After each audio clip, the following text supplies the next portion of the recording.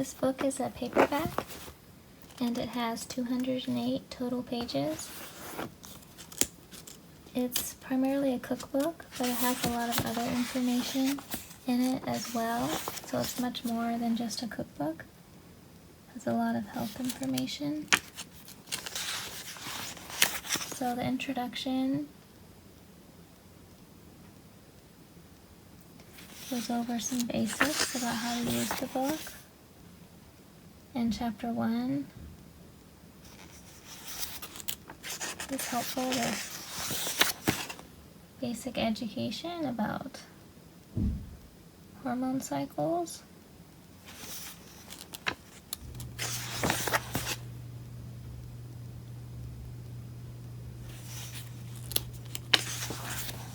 And it has a quiz that you can take.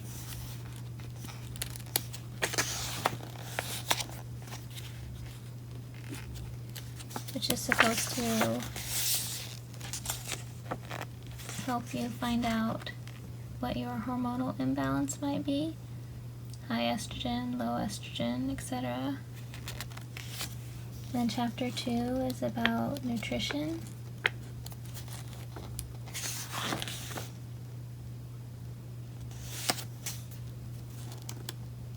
And this gives a comparison to what you need in a plant-based diet for protein compared to an omnivore diet.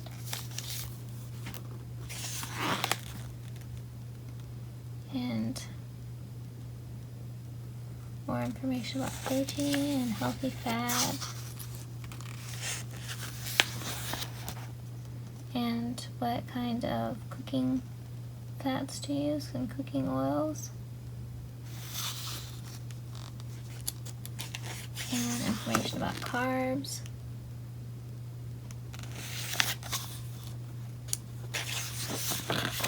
I've read a lot of different books about nutrition, and it seems like there's basic building blocks of nutrition to follow, but then you have to customize the diet to what works for you, as far as, like, in this book, the fats she recommends are butter, olive oil, palm oil, red palm oil, coconut oil, lard, duck fat, beef tallow, ghee, and avocado oil. I can't imagine using lard, duck fat, or beef tallow myself. I've never even seen it available where I live, but maybe it's at a specialty shop. So it seems like each person who writes a nutrition book has their own little take on things and what they recommend.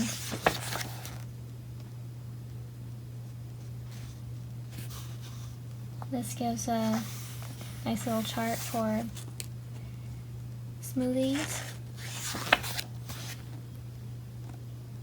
breakfast plate recipe, homemade ghee. I have tried that before, not homemade, but from the store. This has a perfect salad dressing formula.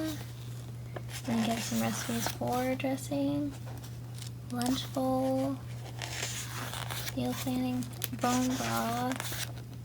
And the chapter 3 is about high estrogen, so that goes over what your symptoms might be if you have high estrogen. And so there's a lot of helpful information in here.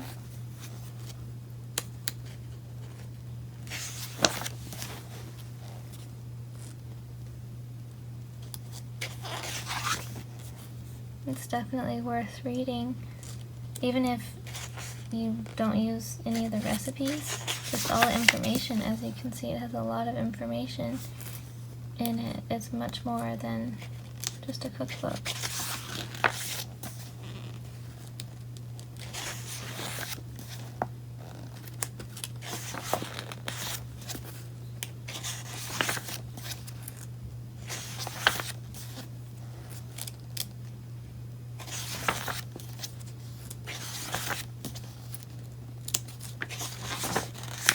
The next chapter is about low estrogen and the signs of low estrogen and what to do to help correct that.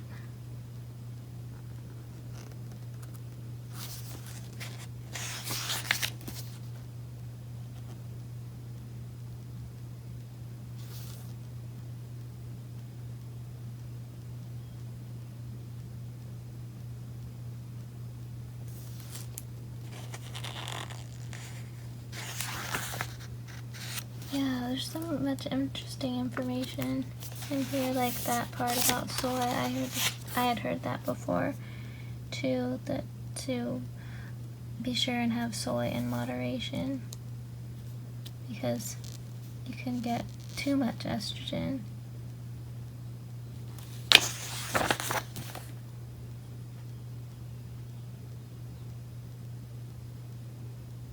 There are a lot of helpful charts in here. It's really a well-organized book. Clean lines, easy to read, very clear charts as you can see. Really well done.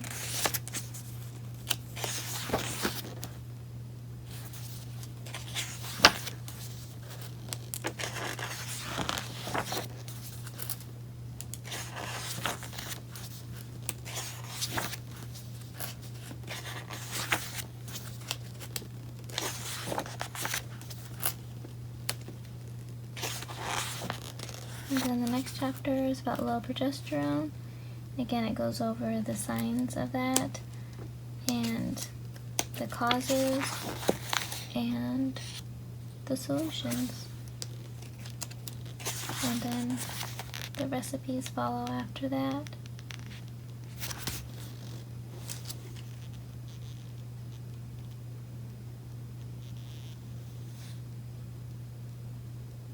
I like this part. Do you get chocolate cravings before your period? Why not solve it by eating chocolate? Yay! That's a simple solution. Just go ahead and eat it.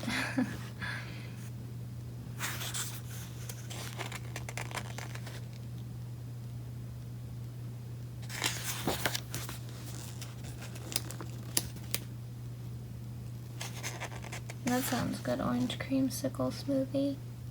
And a chocolate smoothie.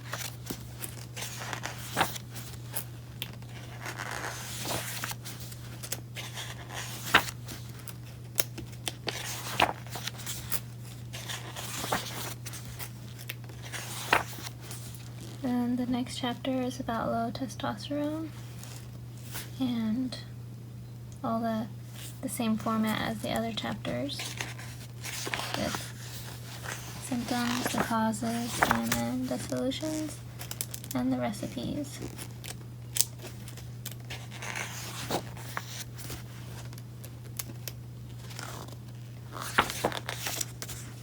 The photos are nice and clear too. And the paper is not glossy,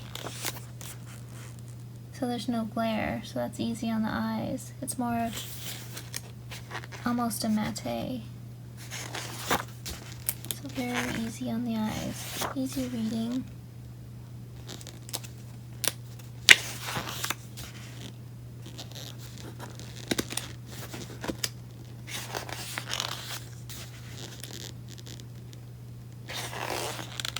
And then next chapter is on high androgens.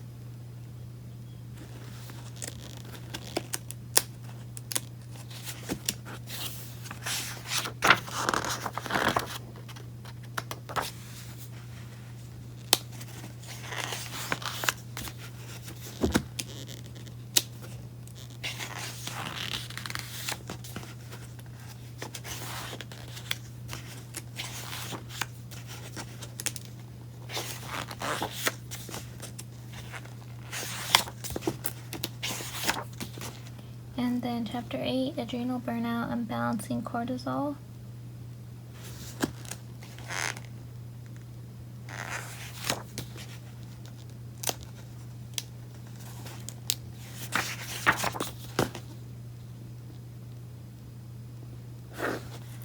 This video will be rather long,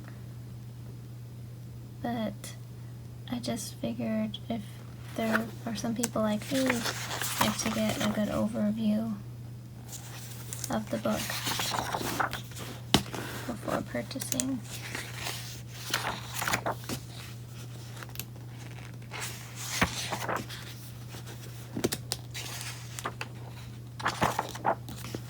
But for other people, this will just be way too long. And the next chapter is on low thyroid.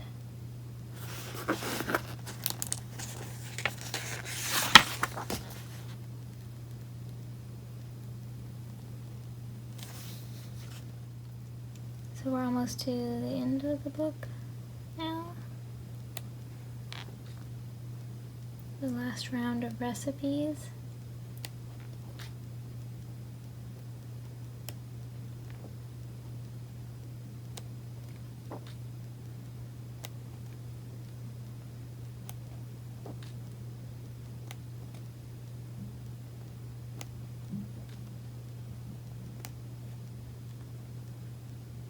And then there is a list of resources and more information.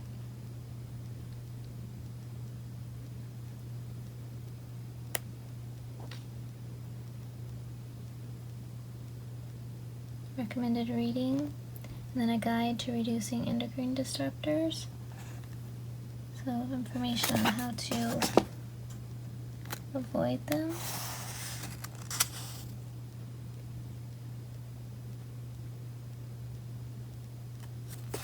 That's helpful too. And another page of information on what to avoid.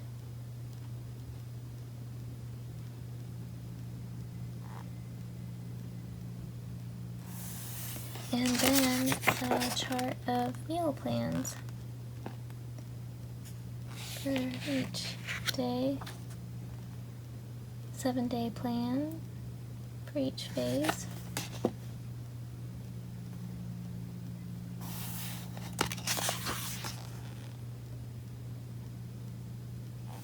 And then the list of references.